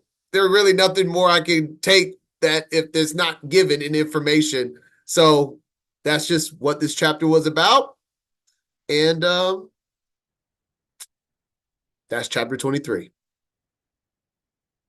And now we are in the last chapter. Oh, I did want to say, though, as a second witness to this all, that he does have this recorded again in First Chronicles chapter 11, 10 through 47. All right. If you want to just make a note there for chapter 23, the mighty men of David is recorded in First Chronicles chapter 11, 10 through 47 again. All right. All right. All right, here we are.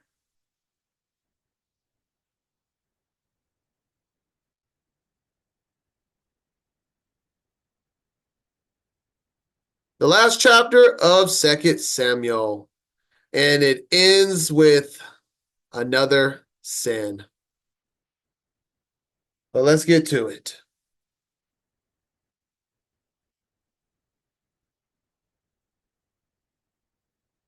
Oh.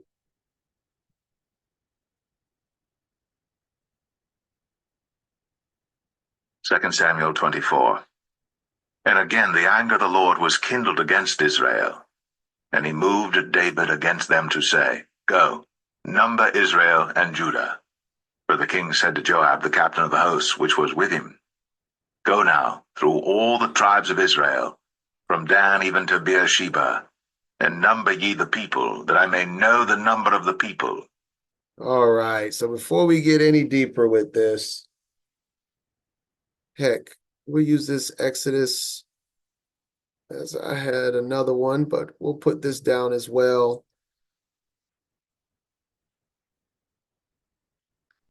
Okay.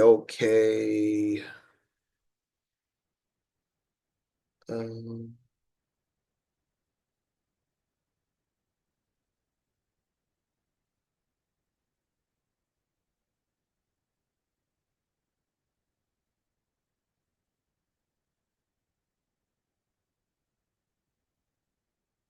Wait a minute. I think this is the wrong chapter. 1 second.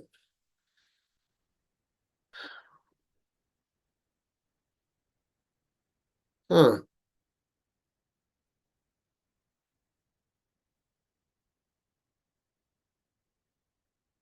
I'll just put this down.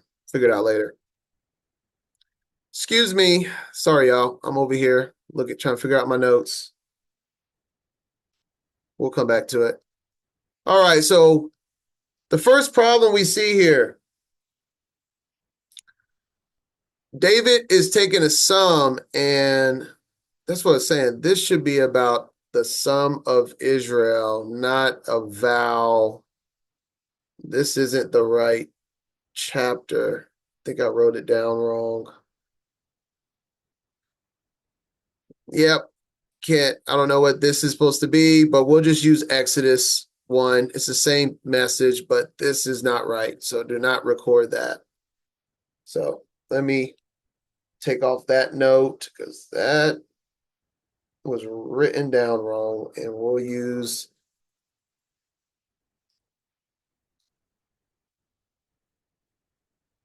the Exodus 30. Okay. But there is another witness to Exodus 30 in Numbers. I just wrote it down wrong. All right, so what is the issue? What's going on here? David is sent to number Israel, but there's rules for census in Israel. Let's read Exodus 30, 11 through 16. When thou takest the sum of the children of Israel after their number, then shall they give every man a ransom for his soul unto the Most High. When thou numberest them, that there be no plague among them, when thou numberest them, this they shall give every one that passes among them that are numbered half a shekel after the shekel of the sanctuary. Everyone that passes among them that are numbered from 20 years old and above shall offer an offering, and et cetera, just going into the details of all that needs to happen when you do a census. And David didn't do none of these things. And so that being said, and also we see, which will come out a little later, I'll just go and read it now. Numbers 149, when it's talking about numbering the people, only thou shalt not number the tribe of Levi, neither take the sum of them among the children. So they're saying, even if you do it in a righteous manner, mentioned in Exodus 30, you shall never number the children of the tribe of Levi. So we'll see all of this matter in this context of the story. So that's the problem. That's the source of the sin that's happening, is that he should never number the people without the proper protocol of the Most High. But we see that from the beginning of the chapter, there's a problem with David, because it says, and again, the anger of the Most High was kindled against Israel, and he moved David against them to say, go number Israel. So we're going to look into this, because if we go into this same translation just within the Septuagint, a different manuscript translation, in chapter 24, we see that it states that Satan stirred up David against them. So we just want to make sure that this is what it is. This is a mistranslation. And we have two witnesses. Not only does the Septuagint does it say the Most High or Lord in all caps, it says Satan. But also, if we go to 1 Chronicles 21, which is, we see the story from 2 Samuel chapter 24. So this is the second witness to the story. And as we see right here in the beginning, and Satan stood up against Israel and provoked David to number Israel. So we have the second witness. This is the importance of having another witness. That this witness tells us that it wasn't the Most High that moved David to number Israel. It was Satan, from 1 Chronicles chapter 21, verse 1, and the Septuagint of 2 Samuel 24. Both gives us two witnesses that it was not the Most High that told David to go and sin against him. Okay. But we're going to read this in section. I'm going to let this go to verse 9, and then we're going to read verse 1 through 6 in First Chronicles. So let's let this finish through verse 9 now. And Joab said unto the king, Now the Lord thy God add unto the people, how many soever they be, an hundredfold, and that the eyes of my lord the king may see it. But why doth my lord the king delight in this thing? Notwithstanding the king's word prevailed against Joab and against the captains of the host. And Joab and the captains of the host went out from the presence of the king to number the people of Israel. And they passed over Jordan, and pitched in Aroer, on the right side of the city that lieth in the midst of the river of Gad, and toward Jazer. Then they came to Gilead, and to the land of Tatim Hoshai, and they came to Dan Jaan, and about to Zidon, and came to the stronghold of Tyre, and to all the cities of the Hivites and of the Canaanites. And they went out to the south of Judah, even to Beersheba. So when they had gone through all the land, they came to Jerusalem at the end of 9 months and 20 days. And Joab gave up the sum of the number of the people unto the king. And there were in Israel 800,000 valiant men that drew the sword, and the men of Judah were 500,000 men. All right, so the census finished after over 9 months. And that entire time, David didn't think bad about it, right?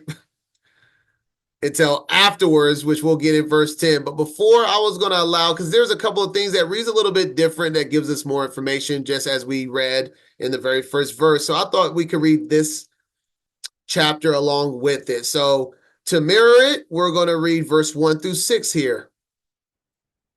Same story, different witness. 1 Chronicles 21. And Satan stood up against Israel, and provoked David to number Israel. And David said to Joab and to the rulers of the people, Go, number Israel from Beersheba even to Dan, and bring the number of them to me, that I may know it. And Joab answered, The Lord make his people 100 times so many more as they be. But, my lord the king, are they not all my lord's servants? Why then doth my lord require this thing? Why will he be a cause of trespass to Israel? Nevertheless, the king's word prevailed against Joab. Wherefore Joab departed and went throughout all Israel, and came to Jerusalem. And Joab gave the sum of the number of the people unto David. And all they of Israel were 1,000,000, and 100,000 men that drew sword. And Judah was 460 men that drew sword. A little different in the number, right?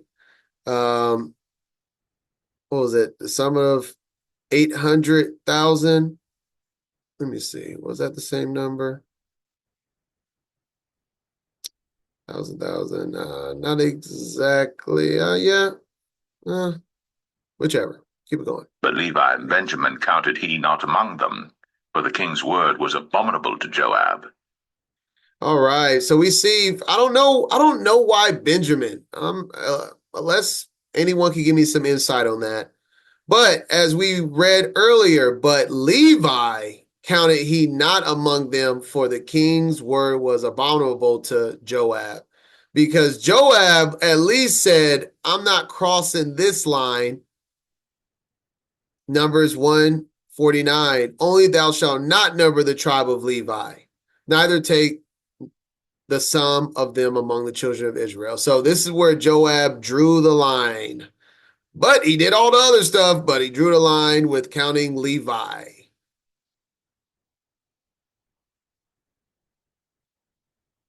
And this was based on the second witness in the Chronicles chapter 21, First Chronicles chapter 21. That was 1 through 6. All right, so now we're back in 2 Samuel 24. And I'm going to read 10 through 17. And David's heart smote him after that he had numbered the people. And David said unto the Lord, I have sinned greatly in that I have done. And now I beseech thee, O Lord, take away the iniquity of thy servant, for I have done very foolishly. For when David was up in the morning, the word of the Lord came unto the prophet Gad, David's seer, saying, Go and say unto David, Thus saith the Lord, I offer thee 3 things. Choose thee one of them, that I may do it unto thee. So Gad came to David and told him, and said unto him, Shall 7 years of famine come unto thee in thy land? Or wilt thou flee 3 months before thine enemies, while they pursue thee? Or that there be 3 days' pestilence in thy land? Now advise, and see what answer I shall return to him that sent me. And David said unto Gad, I am in a great strait.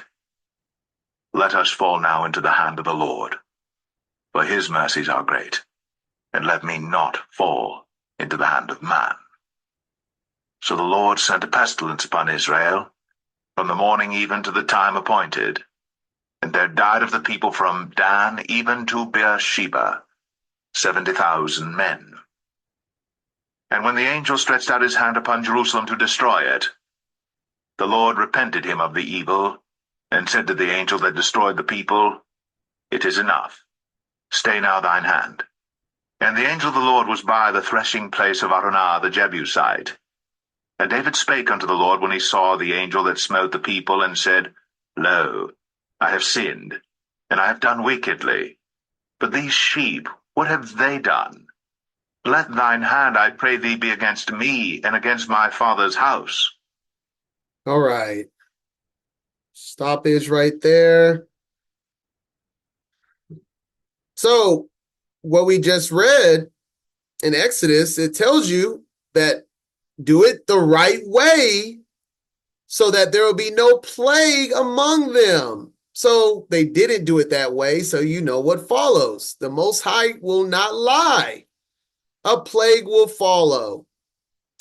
And so, but this is a little different. He actually just tells Gad, the prophet, the seer, to give David the options. Let David pick.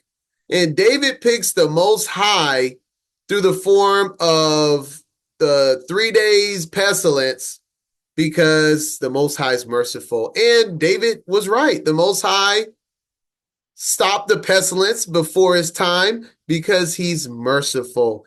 They still was plagued, and what was it? 70,000 people died, but he was merciful because more should have, based on what the crime was to the penalty, right? I mean, that's how anything works. You have the crime and the penalty for the crime, and the penalty should have been much worse. And I also wanted to clear up the choices here. Let me see what verse 13.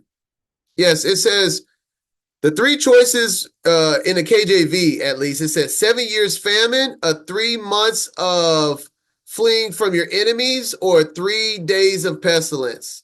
This is the one that happened, even though I don't think it went the full 3 days based on him repenting of it, is what I was alluding to. But these are all 3s. 3 days, 3 months, and this is technically 3 years. Let's read in our second witness in 1 Chronicles 21. Starting at verse 7, we'll see that this says 3 years. Just showing you that the Most High was using 3 in at least in this formatting of punishment. And God was displeased with this thing. Therefore he smote Israel. And David said unto God, I have sinned greatly because I have done this thing. But now I beseech thee, do away the iniquity of thy servant, for I have done very foolishly.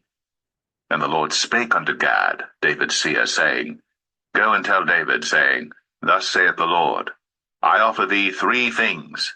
Choose thee one of them, that I may do it unto thee.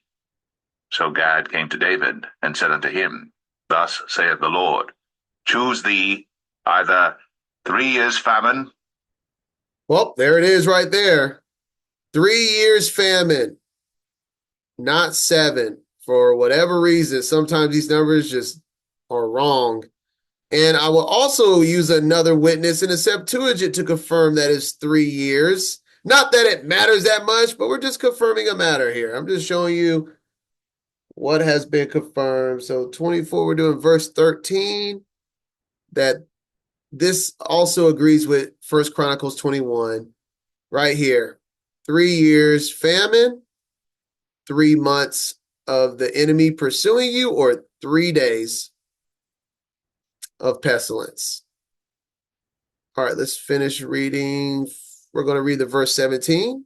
Or 3 months to be destroyed before thy foes, while that the sword of thine enemies overtaketh thee, or else 3 days the sword of the Lord, even the pestilence in the land, and the angel of the Lord destroying throughout all the coasts of Israel.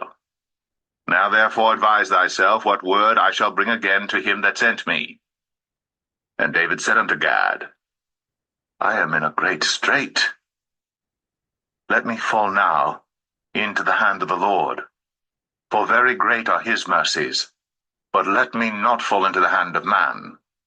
So the Lord sent pestilence upon Israel, and there fell of Israel 70,000 men.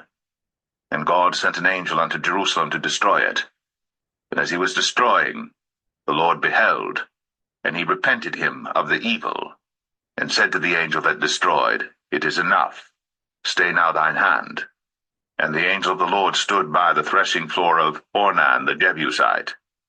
And David lifted up his eyes, and saw the angel of the Lord stand between the earth and the heaven, having a drawn sword in his hand stretched out over Jerusalem. Then David and the elders of Israel, who were clothed in sackcloth, fell upon their faces. And David said unto God, Is it not I that commanded the people to be numbered? Even I it is that have sinned and done evil indeed. But as for these sheep, what have they done? Let thine hand, I pray thee, O Lord my God, be on me and on my father's house, but not on thy people, that they should be plagued. And this is why you better make sure who you following, man. We shouldn't follow anyone, I guess, who you allow to lead in your life. Because you see how David's sins pours out onto the people. You think that this is a one-time event? That's how it works? You don't think this is an example of how all of it works? All right, and now we're going to be reading in chapter 24, verse 18 to 25.